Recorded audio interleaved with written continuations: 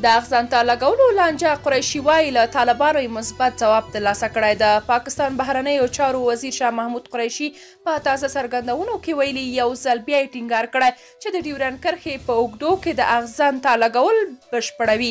نوموړي پرون د جنورۍ په اومه په ملتان کې یوې خبري غونډې ته ویلي چې د طالبانو حکومت سره یې د اغزن سیم لګولو په تړاو خبرې روانې دي او له دوی څخه یې ډیپلوماتیکو مذاکراتو له لارې د دې لانجې د حلولو په برخه کې مثبت ځواب ترلاسه کړی دی.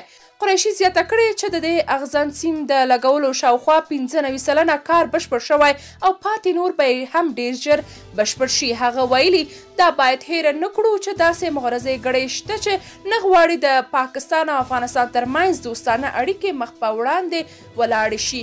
د اغزن سیم لګول د دواړو هیوادونو په ګټه دي.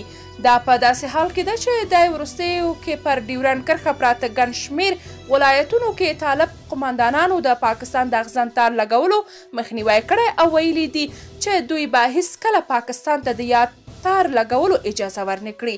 په ورته مهال پاکستاني رسنیو راپور ورکړی چې د دې هیواد ملي امنیت سلاکار یوسف موعید به ډیر ژر افغانستان ته سفر وکړي او د اغزن تار لګولو په اړه به له طالب چارواکو سره وګوري.